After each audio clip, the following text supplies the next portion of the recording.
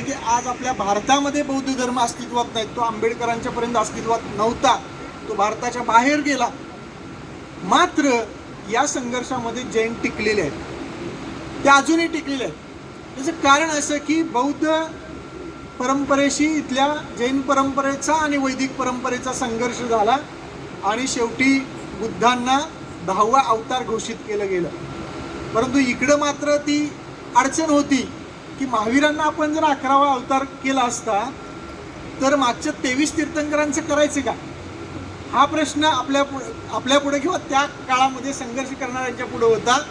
आणि म्हणून हा जो जैन परंपरा ही त्या काळात सुद्धा टिकलेली आहे की ज्या संघर्षामध्ये टिकलेली दिसून येते. त्यानंतर पुढं आपण जेव्हा येतो की 9व्या-10व्या शतकामध्ये हा संघर्ष अगदी विकोपाला गेलेला आहे आणि 10व्या शतकानंतर भारतामध्ये अनेक संप्रदायांचा उगम होत गेलेला आहे.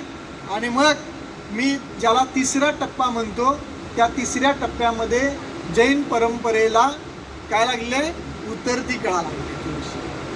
आता ही उतरती कळा का लागलेली आहे याची चिकित्सा आपण जेव्हा करतो तेव्हा आपल्या लक्षात येतं की 10व्या शतकापासून भारतामध्ये अनेक संप्रदाय एकमेकावर प्रभाव टाकण्याचा प्रयत्न करतात. 9व्या-10व्या शतकामध्ये नाथ संप्रदाय नावाचा एक संप्रदाय निर्माण झाला की ज्यामध्ये नागा साधू आहेत असं आपण म्हणतो. ते नागा साधू सुद्धा नग्न साधू होते, जैन साधू पण नग्न साधू होते. या नागा संप्रदायानं शैव परंपरा स्वीकारलेली आहे. ती एक परंपरा आपल्या भारतात सुरू झाली आहे. पुढे आपण जेव्हा 12व्या शतकामध्ये येतो ते 12वं शतक आपल्या जैन धर्मासाठी पुन्हा एक फार मोठ्या धक्क्याचं शतक आहे. या शतकामध्ये कलचुरीचा बिज्जल राजा जो जैन होता त्या जैन राजाचा पाडाव झालेला आहे आणि बसवेश्वरांनी लिंगायत धर्माची स्थापना केली आहे. आता हा बसवेश्वरांचा लिंगायत धर्म स्थापन झाल्यानंतर या काळामध्ये फार मोठा संघर्ष चालला आहे बरं का. कोणत्याही अभ्यासकांचं या गोष्टीकडे लक्ष गेलेलं आहे. एक काळ पूर्ण दक्षिण भारत हा जैन परंपरेनं व्यापलेला होता.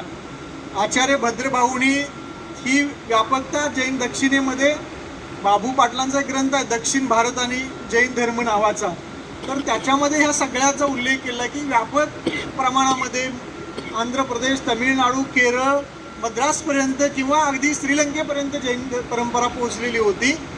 आणि ती नष्ट होत का गेली 12व्या शतकानंतर, तर तो हा एक संघर्ष होता, जैन आणि लिंगायतांचा संघर्ष होता.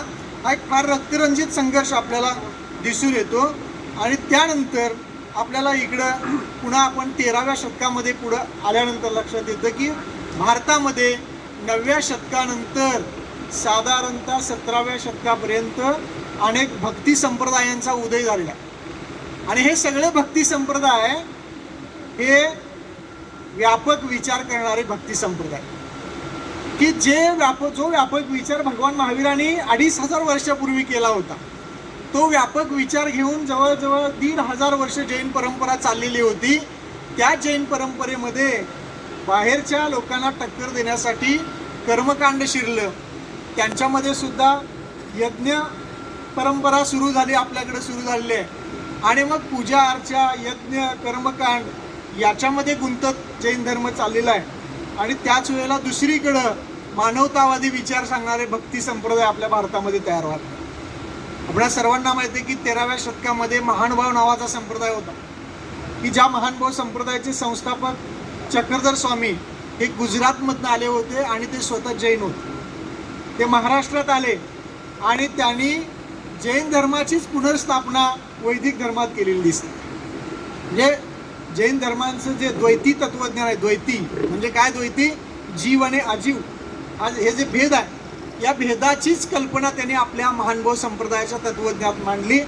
आणि त्यांनी सांगितलं आपला जो कर्मसिद्धांत आहे तो कर्मसिद्धांत सुद्धा त्यांनी जसाच्या तसा जैन परंपरेतनं घेतला. दुसरीकडे 13व्या शतकामध्ये वारकरी संप्रदायानं पहिल्यांदा गोष्ट जी स्वीकारली असेल ती भगवान महावीरांनी समता सांगितली होती. कोणत्याही जाती धर्माचा, वंश परंपरेचा आणि स्त्री शूद्रांना जैन धर्मामध्ये प्रवेश महावीरांनी दिला होता. 13व्या शतकामध्ये पुन्हा या भक्ती संप्रदायाने महावीरांचेच विचार उचललेले आहेत आणि त्यांनी सर्वांसाठी धर्म खुला केला. याच वेळेला उत्तर भारतामध्ये आपल्या भट्टारक संप्रदायांचा उदय झाला.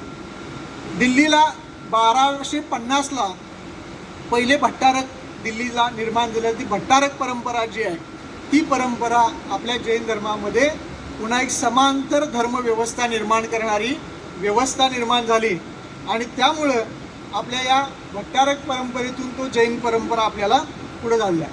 म्हणजे महावीरांनी जी अहिंसा, अपरिग्रह, जातीभेद निर्मूलन ह्या गोष्टी सांगितल्या होत्या त्याच गोष्टी पुन्हा काही संप्रदायांनी, वैदिक परंपरेतल्या काही संप्रदायांनी स्वीकारल्या आणि मग हे महावीरांचे अहिंसा तत्त्वज्ञान किंवा श्रमण परंपरेचं तत्त्वज्ञान हे भारतातल्या अनेक संप्रदायामध्ये झिरपत गेलेलं दिसून येतं. इथून आपण 13व्या शतकापर्यंत इंग्रजी राजवटीपर्यंत, अगदी शिवकाळामध्ये आणि इंग्रजी राजवटीपर्यंत भारतातला जर इतिहास बघितला तर तो सगळा अस्थिरतेचा इतिहास आहे. इस्लामी आक्रमण आपल्यावर होती, अनेक धर्मसंप्रदाय आपल्याकडे निर्माण झाले होते, अनेक लोक असे संभ्रमित झाले होते. अशा युद्धाच्या धामधमीमध्ये अगदी पेशव्यांच्या राजवटीपर्यंत या जैन धर्माला विस्ताराला वाव मिळालेला नाही. आणि त्यामुळं काय आलं की पुन्हा या जैन धर्माचा विस्तार करण्यासाठी, आपली निग्रंथ परंपरा सुरू करण्यासाठी 12व्या शतकापासून ते 20व्या शतकापर्यंत ही वाट बघायला लागली. आणि 20व्या शतकामध्ये पुन्हा एकदा शांतीसागर महाराजांनी आपल्याकडे निग्रंथ परंपरा नव्यानं सुरू केलेली आहे की जी निग्रंथ परंपरा भट्टारक परंपरेमध्ये विलीन झाली होती. आणि आपल्याकडे एकही नग्न साधू साधारणतः 12व्या-13व्या, म्हणजे विद्यासागरांचं नाव सांगितलं होतं, आकिवटचे विद्यासागरांचं, ते एक होते 15व्या-16व्या शतकामध्ये. पण या 700-800 वर्षामध्ये क्वचित आपल्याला निग्रंथ साधू दिसतात. ती पुन्हा परंपरा सुरू करण्यासाठी आपल्याला 20वं शतक उजळावं लागलं. आणि आज आपण बघतो की 20व्या शतकामध्ये आपण अल्पसंख्य झालो आहोत वगैरे वगैरे. मी मगाशी जे सांगितलं की ते इथंपर्यंत आपण पोचतो. असं जरी झालं असलं तरी या भारतामधून हा जैन धर्म संपुष्टात आलेला नाही आहे. भारतातून अनेक धर्म आले, संप्रदाय आले, काळाच्या ओघात निघून गेले. या भारतामध्ये कुठले धर्म टिकले, कुठले संप्रदाय टिकले की ज्यांनी महावीरांचे विचार, चातुर्याम धर्मातले विचार स्वीकारलेले आहेत सातत्यानं, तेच या भूतलावर टिकलेले आहेत. म्हणजे आपला जैन धर्म टिकला यामध्ये कोणती शाश्वत तत्व होती. तुम्हाला माहिती असेल की आपल्या जैन धर्माचं जे ज्ञान आहे ते विज्ञानवादी ज्ञान आहे. सत्य, अहिंसा, मानवतावाद आणि स्त्रियांचा सन्मान, सर्वांना समता, या ज्या गोष्टी या परंपरेने स्वीकारलेल्या आहेत त्या परंपरेमुळं तो आजही आपल्या भारतीय भूमीवर टिकून आहे. आचार्य तुलसी नावाचे एक संत होऊन गेले जैन परंपरेमध्ये आणि त्यांनी सांगितलं की जैन धर्म हा वैज्ञानिक धर्म आहे आणि तो एकच धर्म असा आहे की तो विश्वधर्म बनण्याच्या लायकीचा. विश्वधर्म याचा अर्थ काय की ज्या विश्वामध्ये सगळ्या जगातले लोक शांततेनं, युद्धाशिवाय आणि कुठल्याही पंथ, जाती आणि वर्णभेदाशिवाय राहू शकतील असा धर्म कोणता असेल तर तो विश्वधर्म असणार आहे. आणि तो एकच आहे या भूतलावर, तो जैन धर्म आहे. तो त्या लायकीचा आहे किंवा त्याच्यामध्ये तो योग्यता आहे असं दिसतो. तो आजही आहे, पूर्वीही होता आणि तो विज्ञानाच्या कसोटीवर, शाश्वत मूल्यांच्यावर आधारित आहे. जे महावीरांनी आपलं तत्त्वज्ञान मांडलं ते तत्त्वज्ञान अनादी आहे. अनादी याचा अर्थ काय? या पृथ्वीवर सर्व जीवांना जर राहायचं असेल, या पृथ्वीवर सर्व माणसांना राहायचं असेल, सर्व वंशातल्या लोकांना राहायचं असेल तर आपल्याला या महावीरांच्या विचारांच्या अनुषंगानंच आपल्याला राहावं लागेल. अन्यथा आपला विनाश अटळ आहे, पृथ्वीचा विनाश अटळ आहे. कारण आपण, तुम्हाला माहिती आहे की आपण केवढ्या मोठ्या प्रमाणामध्ये हिंसा करत आहोत. म्हणजे हिंसा याचा अर्थ प्राणी मारले म्हणजे हिंसा नाही. ज्यावेळा आपण रस्ते करतो, ज्यावेळा आपण डोंगर फोडतो, ज्यावेळा आपण नद्या वळवतो, ज्यावेळा आपण शहर निर्माण करतो, ही प्रचंड मोठी हिंसा सातत्याने सुरू आहे. आणि ह्या हिंसेला जोपर्यंत अटकाव बसत नाही तोपर्यंत आपलं मानवी जीवन हे सुखी, शाश्वत होऊ शकणार नाही. आणि मग म्हणून महावीरांनी सांगितलेली ही परंपरा या जगाच्या कल्याणासाठी महत्त्वाची. आता तुम्ही म्हणाल की महावीरांनी नेमकं काय सांगितलं, तर 4-5 गोष्टी महत्त्वाच्या त्यांच्या इथं अधोरेखित करतो आणि मला दिलेली वेळ आता म्हणजे शेवटच्या टप्प्याकडे येतो की पहिली गोष्ट महावीराने आपल्याला दिली की निरीश्वरवाद. मगाशी फडे साहेबांनी सांगितलं की या जगामध्ये परमेश्वर नाही हे पहिल्यांदा धाडसानं ठोसपणानं कोणी सांगितलं असेल तर ते महावीराने सांगितलं. जेव्हा आपण परमेश्वराचं अस्तित्व स्वीकारतो तेव्हा आपण काय करतो, अंधश्रद्धेला बळी पडतो. कुणीतरी या जगामध्ये आहे आपल्यावर लक्ष ठेवणारा असा आपण जेव्हा विचार करायला लागतो तेव्हा आपण घाबरतो. आणि या जगामध्ये कोणताही ईश्वर आहे, हे जग कोणी निर्माण केलेलं नाही आहे, त्याचं पालन पोषण करणारा कोणी नाही आहे किंवा हा नष्ट करणारा पण कोणी नाही आहे. या जगामध्ये ईश्वरच नाही आहे ही पहिली गोष्ट महावीरांनी सांगितली आणि ते धाडस पहिल्यांदा केलं. दुसरा मुद्दा सांगितला महावीरांनी की जीव सिद्धांत ज्याला म्हणतो आपण, जीव सिद्धांत आणि कर्म सिद्धांत हे दोन सिद्धांत भारतीय संस्कृतीला जैन परंपरेने दिले. यापैकी जो जीव सिद्धांत आहे ज्याला आपण भेद विज्ञान असं म्हणतो, तो भेद विज्ञान भगवान महावीरांनी इथे सांगितला. त्यानंतर आपल्याला काही आचार पद्धती आणि विचार पद्धती या जैन परंपरेनं या भारतीय परंपरेने दिल्या. त्यामध्ये सत्य आणि अहिंसा, म्हणजे मी काय म्हणतोय, निरीश्वरवाद हा वाद आपल्याला दिला. जीव सिद्धांत आणि कर्म सिद्धांत हे दोन सिद्धांत जैन धर्मानं दिले. सत्य आणि अहिंसा ह्या दोन आचार पद्धती आपल्याला दिल्या. आणि अनेकांतवाद आणि साधवाद ह्या दोन ही एक विचार पद्धती आपल्याला या जैन धर्माने दिली आहे. आणि मोक्ष ही जी एक नवी संकल्पना आहे किंवा जुनी संकल्पना आहे, ही मोक्षाची संकल्पना वेगळ्या पद्धतीनं या भगवान महावीरांनी आपल्याला सांगितलेलं. निरीश्वरवादाची मगाशी मी चर्चा करताना की ईश्वराची चिकित्सा करा. चिकित्सा करा म्हणजे काय, कोणीतरी दगड ठेवला आहे, कोणीतरी धोंडा ठेवला आहे म्हणून डोकं आपटू नका, तर त्याची चिकित्सा करा की तो कोण आहे आणि मग त्याचं अस्तित्व नाकारायचं का स्वीकारायचं. ईश्वर ही गोष्ट खोटी आहे आणि हे अनेक वेळेला अनेक विज्ञानानं आपल्याकडं सिद्ध करून दाखवलेलं. अनेक लोकांनी याच्यावर काय केलं, याच्यावर युक्तिवाद केला की या जगाचा पालनकर्ता आहे किंवा या जगाला व्यापून उरलेला आहे तो, किंवा सृष्टीमध्ये मीच आहे. आणि आपल्याला माहीत आहे की असंही सांगितलं की हे जगत म्हणजे खोटं आहे, ब्रह्म तेवढं सत्य आहे आणि जगत मिथ्या. महावीरांनी ठोसपणे सांगितलं की हे जगत खोटं नाही, जगत खरंच आहे. आणि ह्या जगतामध्ये जे आजीवांचं तत्वज्ञान सांगितलं, जे 7 तत्व सांगितली आपल्या इथं, ती 6 पदार्थ आणि 7 तत्व या जगतामध्ये अस्तित्वात आहेत. ती फक्त पर्याय बदलतात आणि हा पर्याय बदलाचा सिद्धांत जो आहे तो जीव अजीवाचा सिद्धांत सांगितला. आणि मग सत्य काय आहे, महावीरांनी 10 सत्य सांगितलेले आहेत. आणि सत्य या जगामध्ये 2च गोष्टी महत्त्वाच्या सत्य आहेत. एक जीव सत्य आहे की जी चेतन गोष्ट आहे, आणि अजीव जे आहेत ते पण सत्य आहेत की जे पदार्थ आहेत आपले, म्हणजे पुद्गल असेल, अवकाश असेल किंवा या गोष्टीच्या पदार्थामध्ये काळ असेल, तर काळसुद्धा हे कणांनी बनलेला आहे, अवकाश हा कणांनी बनलेला आहे. या जगातली प्रत्येक गोष्ट या जगातल्या कणांनी बदलत, फक्त हे कण पर्याय बदलतात. आणि म्हणून ह्या 2 सत्य गोष्टी महावीरांनी सांगितले. हे सत्य तपासण्यासाठी भगवान महावीरांना त्यांचा प्रथम शिष्य गौतम स्वामी यांनी प्रश्न विचारला होता की महावीर 12 वर्ष 7 महिने तपश्चर्या केली आणि त्यांना केवळ ज्ञानाची प्राप्ती झाली. केवळ ज्ञानाची प्राप्ती झाल्यानंतर ते उपदेश करायला गेले, एका खेड्यामध्ये गेले, त्यांच्या पहिल्या उपदेशाला कोणीच उपस्थित राहिलं नव्हतं. पुन्हा ते पुढे गेले, पावापुरीला गेले आणि त्या ठिकाणी गौतम स्वामी आणि त्यांचे शिष्य महावीरांचा युक्तिवाद ऐकण्यासाठी तिथं आले. इकडं गौतम स्वामी आपल्या परंपरेत तिथं यज्ञ वगैरे करत होते आणि ते इकडं ऐकायला आल्यानंतर त्यांनी पहिल्यांदा प्रश्न विचारला, काय सत्य आहे विचारण्यासाठी. त्याने विचारलं की दीपशिखा शाश्वत आहे का.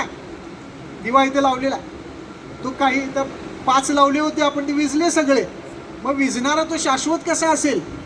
हा प्रश्न गौतम स्वामींनी विचारल्यानंतर महावीरांनी त्यांना विचारलं की जगामध्ये सर्वच शाश्वत आहे, की जेव्हा पुद्गल रूपी अग्निकण जे आहेत ते एकत्र येतात तेव्हा दिवा प्रज्वलित होतो. ह्या अग्निकण जेव्हा बाजूला जातात तेव्हा दिवा विझतो आणि पुन्हा ते कोणत्या तरी पर्यायानं अग्निकण एकत्र येतात, पुन्हा तिथं दिवा होतो किंवा त्याचा अग्नी होतो, त्याची भडका उडतो, किंवा वेगवेगळ्या पद्धतीनं तो येतो. आणि मग हे तेजकण जे आहे ते फक्त पर्याय बदलतात. तेजकण या पृथ्वी तलावरून संपुष्टात होत नाही. जर संपुष्टात झाले असते तर काडी पेटलीच नसती मगाशी. आणि हे सत्य पहिल्यांदा विज्ञानाचं सत्य महावीरांनी गौतम स्वामींना पटवून दिलं. आणि गौतम स्वामी हे महावीरांचे पहिले महत्त्वाचे शिष्य झाले. आणि त्यांनी सांगितलं दिवा हा कोणत्याही ईश्वरी इच्छेनं विझत नाही किंवा पेटत नाही, तर तो आहे या जगामध्ये, तो आहेच. आणि हे सांगितलं. आणि हे जगातलं एक शाश्वत सत्य, विज्ञानाचं सत्य सांगितलं. कर्मसिद्धांत सांगितला महावीरांनी. आणि तो कर्मसिद्धांत तुम्हाला माहीत आहे की या जगातला प्रत्येक जीव कर्माच्या कणानी इथं, म्हणजे मी इथं का आलेलो आहे की माझे काही पूर्वजन्मीचे किंवा काही असतील ते कर्मकण मला तुमच्या सानिध्यात घेऊन आलेले. काही दिवसांनी मला इथं दुसरीकडे येतील, काही दिवसांनी माझे कर्मकण संपल्यानंतर मी निघून जाईन. हे कर्म जे आहे ते जीवाशी संबंधित आहे. आणि मग जीवाचा कर्मरूपी आजीवांशी जेव्हा संबंध येतो तेव्हा आपला कर्म बंद होतो. हे तत्वज्ञान कर्मसिद्धांत सांगितलं. आपल्याला सर्वांना माहीत आहे कर्म बंध, आसरव, निर्जरा वगैरे होते. आणि मग हे 8 कर्म इथं सांगितलं. हाच कर्मसिद्धांत म्हणजे आपल्या भोवती जे वाईट कर्मकण जमा झालेले आहेत त्यांच्यापासून आपण बाजूला जाणे, म्हणजेच आपण सम्यक दर्शन रत्नत्रयावर विश्वास ठेवणं. म्हणजे आपल्या भोवती काही कण असे असतात की जे चांगले पण असतात, वाईट पण असतात. चक्रधर स्वामींनी हेच कर्मसिद्धांताचं तत्वज्ञान सांगितलं. आणि त्यांनी सांगितलं की कर्मकण कसे असतात, कर्म काजळी कशी असते की जेव्हा तुमच्या भोवती भात असतं, भात आणि तांदूळ ह्या 2 गोष्टी तुम्हाला माहिती आहे. तांदळाच्या वरती टरफल असते. टरफल हे कर्म आहे आपलं. आणि भात किंवा तांदूळ जो आहे ते शुद्ध आत्मा आहे आपला. जेव्हा तुम्ही टरफलासह इथे राहता, म्हणजे अनेक कर्म तुमच्या भोवती जेव्हा वेष्टन असतं तुमच्या भोवती, तेव्हा तुम्ही जन्म मरणाच्या फेऱ्यामध्ये अडकत राहता. आणि तांदूळ पेरल्यानंतर उगवत नाही. जेव्हा तुमच्या भोवतीचं टरफल हटतं, कर्माचं टरफल हटतं, तेव्हा तुम्ही मुक्त होता. तुम्हाला परत जन्म मरणाचा फेरा घ्यावा लागेल. हा साधा सोपा कर्मसिद्धांत नंतर या महानुभाव संप्रदायामध्ये जैनांचाच कर्मसिद्धांत पुढे सांगितला. आता कर्मसिद्धांत भगवद्गीतेमध्ये पण सांगितलेला आहे. मग भगवद्गीतेतला कर्मसिद्धांत आणि जैनांचा कर्मसिद्धांत यात काय फरक आहे? तर जैनांचा कर्मसिद्धांत हा कुठल्याही ईश्वराशिवाय आहे. आणि इकडं भागवत परंपरेतला जो ग्रंथातला कर्मसिद्धांत आहे, कृष्ण अर्जुनाला सांगतोय, काय सांगतोय की तू जे काही करत आहेस ते सगळं मी करतो. किंवा तू काही करत नाही, म्हणजे या जगातल्या सर्व गोष्टी ज्या घडतात त्या माझ्यामुळे घडत नाही, तर ईश्वरी इच्छेमुळे घडतात. ईश्वराचं अस्तित्व कर्मामध्ये दाखवणं आणि ईश्वराचं अस्तित्व कर्मामध्ये नाकारणं, या 2 गोष्टी या 2 परंपरेतल्या कर्मसिद्धांताच्या आहेत. तिसरी गोष्ट सांगितली मोक्ष कल्पना, ही जी आहे ती मोक्षाची कल्पना सांगितली. मोक्ष म्हणजे काय? या जगामध्ये आपण जिवंतपणे सुद्धा मोक्ष अनुभवू शकतो. म्हणजे काय? भगवान महावीरांनी जिवंतपणे मोक्ष अनुभवला. 12 वर्ष तपश्चर्या केली. आणि त्याच्यानंतर त्यांना कळलं, काय कळलं की ह्या जगाचं सत्य काय, या जगानंतर काय, आणि आपण कोण आहोत आणि कुठे जाणार आहोत. हे ज्याला कळतं त्याला इथं पण मोक्ष कळतो. आणि आपल्याला वरती गेल्यानंतर सुद्धा किंवा कुठं सिद्ध शिलेवर आपण पोचलो तरी सुद्धा आपल्याला मोक्ष प्राप्ती होते. ही मोक्षाची कल्पना जी आहे ती एक सत्य गोष्ट आहे. आणि ही जर पटत नसेल तर पहिल्यांदा तुम्हाला पटवून घेण्यासाठी महावीरांनी सांगितलेल्या सम्यक दर्शन, ज्ञान, चारित्र्य या रत्नत्रयावर जेव्हा विश्वास ठेवता तेव्हा तुम्ही काय करता? मोक्ष मार्गाच्या पायरीवर चालायला लागता. आणि मग आपण या मोक्ष मार्गाच्या मागे लागतो. त्यानंतर दुसरी गोष्ट सांगितली की समता सांगितली महावीरांनी. मगाशी फडेसाहेबांनी सांगितले की या जगामध्ये जातीभेद नाकारणारा पहिला धर्म कोणता असेल तर तो जैन धर्म. यामध्ये तुम्हाला माहिती आहे की स्त्री पुरुषांची समता ही फार महत्त्वाची समता महावीरांनी सांगितली. आणि त्याच्याशिवाय महावीरांचे जे अनुयायी होते त्यांचे 14,000 मुनिशिष्य होते आणि 36,000 आर्यिका होत्या. आर्यिका 36,000 का होत्या? की पहिल्यांदा त्याने एवढ्या मोठ्या प्रमाणामध्ये स्त्रियांना धर्मामध्ये स्थान दिलं. संघाचं प्रमुख बनवलं त्यांना. संघाचं प्रमुख बनवणे म्हणजे धर्म त्यांच्या हातात देणे, हे धाडस महावीरांनी पहिल्यांदा केलेलं आहे. तुम्हाला सर्वांना माहीत असेल की आपल्या जैन परंपरेमध्ये शूद्र होते, भिल्ल होते, मातंग होते, आदिवासी होते, या सगळ्यांना महावीरांनी आपल्या जैन परंपरेची दीक्षा दिली होती. एवढंच नव्हे तर अनेक कथा तुम्ही वाचत जाल जैन परंपरेतल्या, की अनंगसेना नावाची वेश्या ही आपल्याकडं आर्यिका झालेली आहे. यमपाल नावाचा मातंग हा व्रतानं श्रेष्ठ बनलेला आहे. कोळ्याची मुलगी ही आर्यिका बनलेली आहे. अग्निभूती मुनीने एका क्षुद्र दलित मुलीला श्राविका बनवलेला आहे. किंवा वसुदेव जे होते त्यांनी म्लेंची मुलीशी लग्न केलेलं आहे. राजा भरतानं सुद्धा म्लेंची मुलींशी लग्न केलं होतं, कुमारिकेशी केला होता विवाह. चोरांना सुद्धा आपल्या धर्मात स्थान आहे. अंजन चोर असेल, विद्युत चोर असेल, आणि अनेक लोक जेव्हा हिंसा करत होते पूर्वाश्रमीचे, पण त्यांना चांगल्या बुद्धी सुचलेल्या ते धर्मात आले, त्यांना सुद्धा जैन धर्माची दीक्षा आहे. तर राजा श्रेणिक हा जो भगवान महावीरांच्या श्रवण समोशरणातला काय होता, पहिला श्रावक होता. तो श्रावक सुद्धा पूर्वी राजा असताना त्याला शिकारीचा छंद होता. अनेक प्राण्यांची हत्या त्यांनी केली होती, परंतु महावीरांनी त्यांना सुद्धा आपल्या संघामध्ये स्थान दिलेलं आहे. आणि त्यामुळं आपला हा जैन धर्म कोणताही जाती धर्म पाळत नाही, कोणालाही तो धर्म नाकारत नाही, आणि हा धर्म सर्वांसाठी खुला करण्याचं पहिलं काम महावीराने केलं. आणि याच वेळेला हे विश्व काय आहे, हे जग काय आहे, याचे अनेक प्रश्न पडतात आपल्याला, की हे कुठं आहे, अनादी अनंत आहे असं आपण नुसतं म्हणत असतो, पण हे आकाश काय आहे, काळ काय आहे, आपण जे जगतो तो काळ काय आहे, वस्तुरूप काय आहे, आणि मग हे सगळं आपल्याकडं कर्णानुयोगामध्ये आपल्याला सांगितलं गेलेलं आहे. आणि अशा प्रकारे ही सगळी तत्व महावीरांनी इथं सांगितलेली आहेत, आपल्या अनुयायांना सांगितलेले आहेत. आणि हे प्रत्यक्ष आणण्यासाठी तत्वज्ञान आणि आचारधर्म ह्या दोन गोष्टी जैन परंपरेमध्ये महत्त्वाच्या आहेत. म्हणजे केवळ तत्वज्ञानाचा अभ्यास आहे आणि त्याचं आचरण काहीच नाही, तर तो जैन कधी होऊ शकत नाही. नुसताच आचरण करतोय, सकाळी उठल्यानंतर मंदिरात श्रावळ्यानं येतोय, काय करतोय, पूजापाठ करतोय, काय अभिषेक करतोय, आणि दिवसभर खोटं बोलत व्यवसाय करतोय आपला, हे तत्वज्ञान, आचरणाचं तत्वज्ञान. आणि मग तुम्ही आचरण करताना अभिषेक का करता हे जर तुम्हाला माहीत नसेल तर त्याचा काहीच उपयोग नाही. म्हणजे आपल्याला जैन तत्वज्ञान माहीत पाहिजे, आणि तेव्हाच आपल्याला त्या तत्वज्ञानाप्रमाणे आचरण करणं हे सुद्धा आपल्याला माहिती पाहिजे.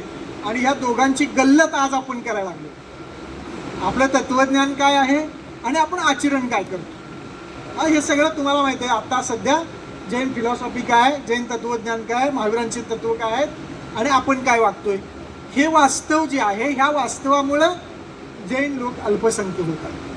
अच्छा, तर हे वास्तव आपण नाकारून चालणार नाही. महावीरांनी सांगितलेलं आहे. असं म्हटलं जातं, तुम्हाला माहिती आहे की कुठल्याही महामानवाचे मारेकरी त्याचे अनुयायीच असतात. आपण सगळे महावीरांचे अनुयायी आपल्याला समजतो, मग आपणच त्यांचे मारेकरी होतो, त्यांच्या तत्वज्ञानाचे मारेकरी होतो. आणि मग जे सत्य लोकांना सांगितलं, ज्या मूर्तीपूजेला महावीरांनी विरोध केला, व्यक्तिपूजेला विरोध केला, परमेश्वराला विरोध केला, या परमेश्वरालाच आपण आता देवरूप देऊन काही लोकांना आपल्याकडे व्यक्तिपूजा आपण करून काही लोकांचं उदात्तीकरण करतो, काही लोकांना आपण नाकारतो. तर हे व्यक्तिपूजेचं स्तोम जे आहे ते स्तोम आपल्या समाजामध्ये कसं वाढलेलं आहे हे तुम्हाला माहीत आहे. आपल्याकडे कोणत्या गोष्टीवरून सध्या वाद चालू आहेत हे पण माहीत आहे. म्हणजे महावीरांच्या काळातच त्यांच्या विचाराला विरोध करणारे सहा अनेक त्यांचे शिष्य तयार झाले होते. नंतर त्यांच्यानंतर कितीतरी आपल्या परंपरेमध्ये अनेक शाखा निर्माण झाल्या, भेद निर्माण झाले, पंथ निर्माण झाले, संप्रदाय निर्माण झाले. आणि आतासुद्धा आपण काही संप्रदायाने भांडत बसलो आहोत की मी कुठल्या पद्धतीनं पूजा करायची, कुठल्या पद्धतीनं मंदिरात जायचं, हे काय आहे सगळं. हे सगळं आपण आपल्या तत्वज्ञानाला दिलेला छेद आहे. एवढं जरी असलं तरी आपण टिकलो का, तर जैन परंपरेमध्ये 84 पोट जाती आहेत, तुम्हाला सर्वांना माहीत आहे.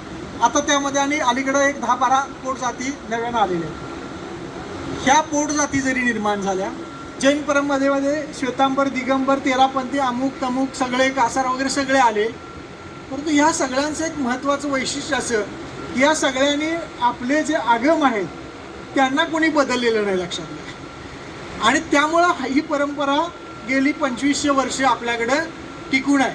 म्हणजे आपल्याकडं तुम्हाला माहीत असेल की महावीरांच्या काळात सुद्धा संप्रदाय निर्माण झाले, दिगंबर, आदाफलक, यापनीय, भट्टारक, आणखी बरेच निर्माण झाले.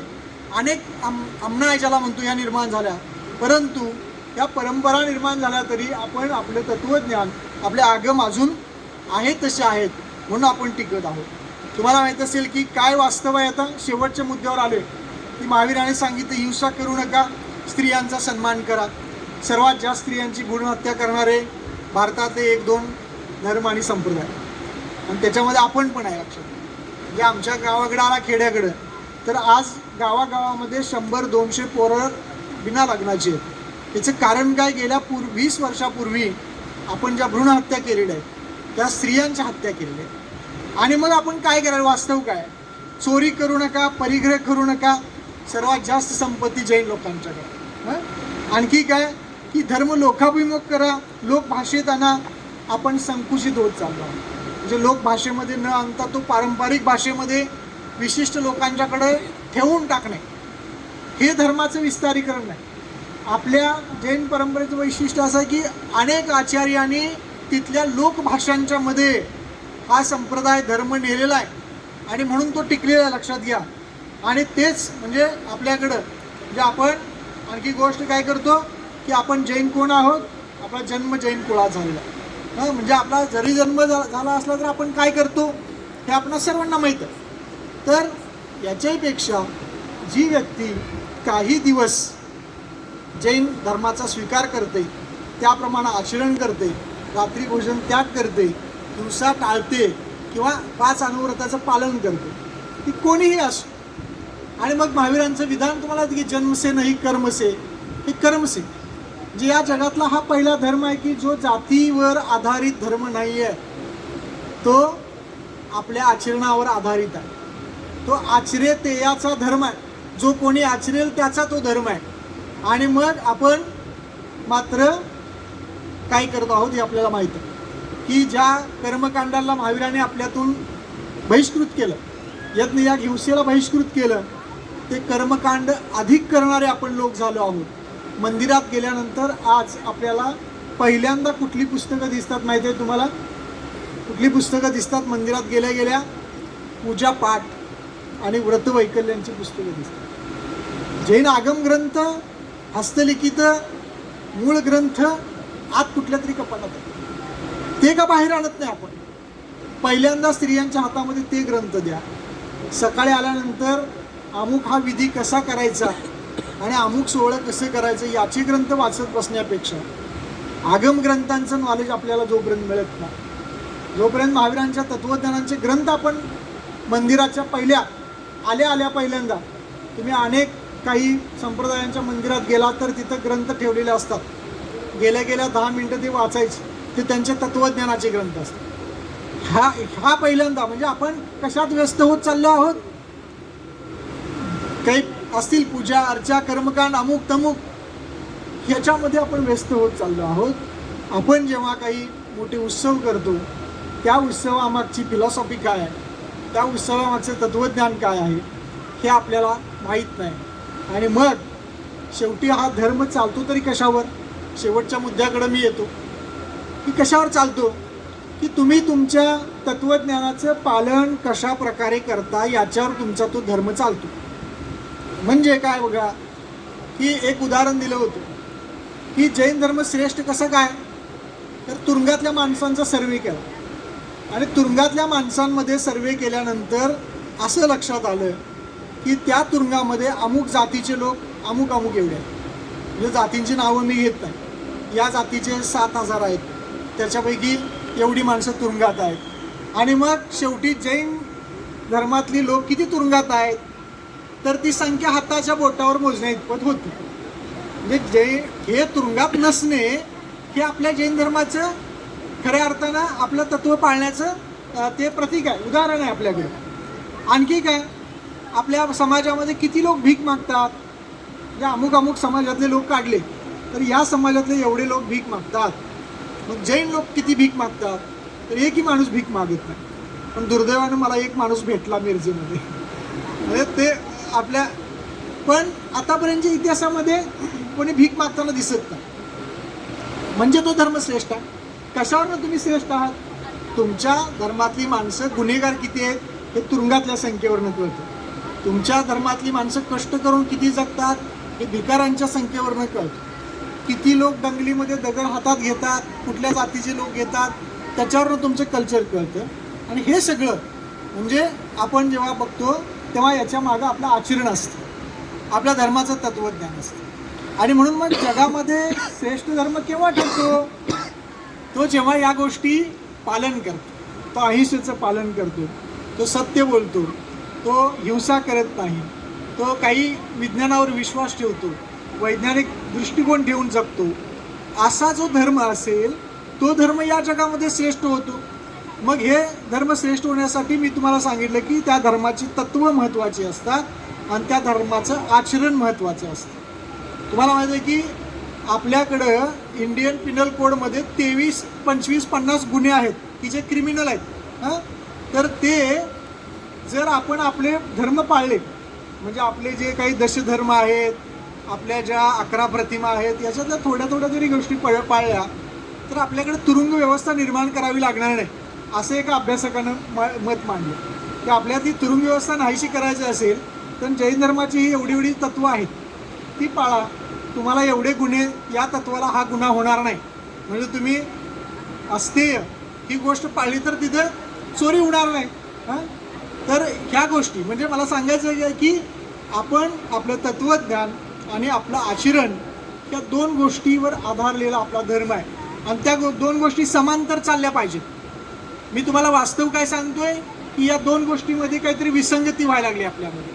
म्हणजे आपण तत्त्वज्ञान आपलं एक आहे आणि आचरण दुसरं करतो. आचरण आणि तत्त्वज्ञान याच्यामध्ये काहीतरी फारकत व्हायला लागलेली आहे आणि मग ही फारकत होऊ नये ही गोष्ट आपण आता शेवटी लक्षात घेऊया. एक उदाहरण सांगतो आणि माझं भाषण थांबवतो. की तुम्हाला माहिती आहे की सायकल असते, सायकलला 2 चाकं असतात आणि बैलगाडीला पण 2 चाकं असतात. पण बैलगाडीची चाकं ही 2 समांतर चालतात आणि सायकलची चाकं ही एकाच्या मागे एक चालतात. बैलगाडीची 2 समांतर चाकं जी असतात ती चाकं कधीही एकत्र येऊ शकत नाही. म्हणजे इथं तत्त्वज्ञान आणि आचारधर्म हे तुम्ही 2 बाजूने घेऊन चालला तर कधीही आपल्या धर्माचा विकास होणार नाही. तर तुम्हाला सायकलप्रमाणे चालायला पाहिजे.